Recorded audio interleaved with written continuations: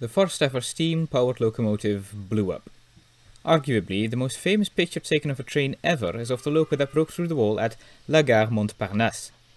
And the most famous train driver ever, Casey Jones, died in a crash. Trains crash. Whether through mechanical faults or human error, such things simply happen. And it is through one of these accidents that safety measures are taken, policies are refined, and sometimes locomotives themselves change. These are the London, Brighton and South Coast Railway L-Class. They were the most powerful express locomotives the LBSCR ever built, and they look it. Hold on a minute, I hear you cry. The most powerful passenger engine on the Brighton was a tank engine? Well, yes.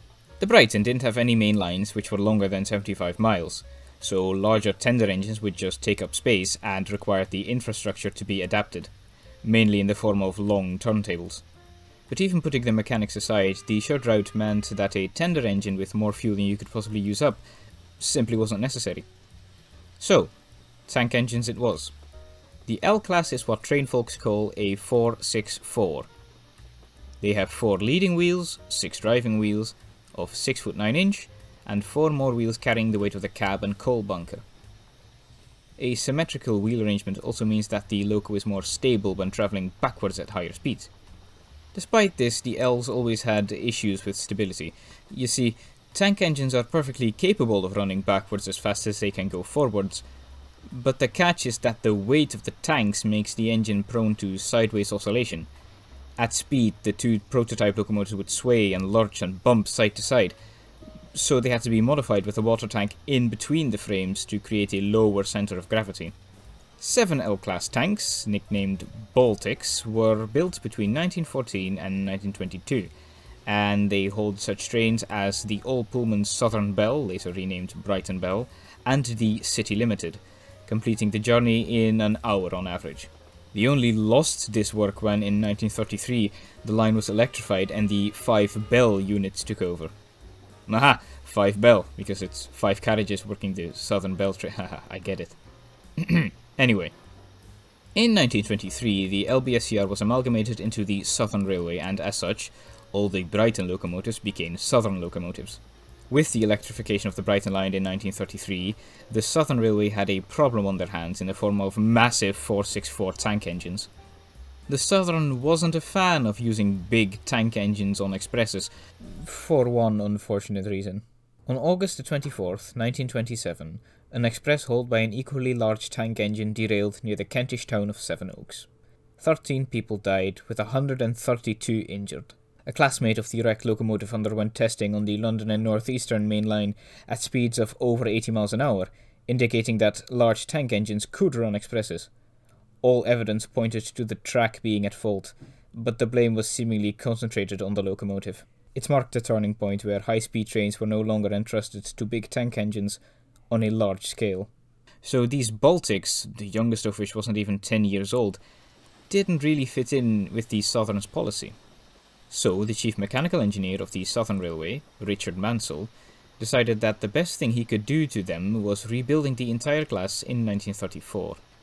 From over-engineered 464 tank engines to under-engineered 460 tender engines. Gone were the tanks and coal bunker, in came the 8-wheeled Southern tender. Class L was no more, Class N15X was born. The X in the classification usually indicated that a locomotive has been slightly altered to the main pattern of the base class of locomotive. For instance, this is an E2. And this is an E2X. And this is an embarrassment that should stop invading my comment section whenever something even remotely related to trains is.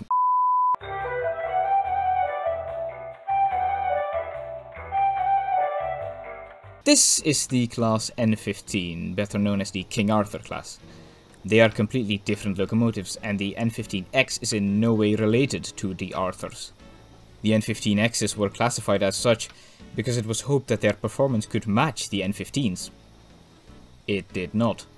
Crews didn't like them, and they never hauled any type of prestigious trains on the ex-London and South Western Railway lines that they were reallocated to. They rode roughly, and their fuel efficiency was relatively poor, As tank engines, their fuel economy was reportedly not too bad, but, well, they kept wanting to throw themselves off the track. One thing the N15Xs were surprisingly good at was acceleration. They found their niche on the Basingstoke trains, be they stopping, semi-fast or the summer weekend trains. Because of this, they were not an uncommon sight at London's Waterloo station. Prior to rebuilding, 3 of the class carried names. The first, number 327, was Charles C. Macrae, as in Stranraer, or as in... I'll get back to that one. The third, number 329, Stevenson, and the last, number 333, was Remembrance. Upon rebuilding, Charles C. Macrae was renamed Trevithick, and the other members of the class were also named after prominent locomotive engineers. In numerical order they were Hackworth, Cudworth, Beatty, and Stroudley. By the 1950s, the N15Xs were becoming quite long in the tooth, as far as 50-year-old rebuilds are concerned. Still not having reached the same status as the King Arthurs, the last members of the class were withdrawn in 1957. But they were magnificent to the end, as, even in their final years, they were kept clean and proved popular with enthusiasts, as they were used on rail tours for such organisations as the Stevenson Locomotive Society. None of the class survive today, but perhaps, in hindsight, they can at least rest easy knowing their reputation was maybe just a little unfair.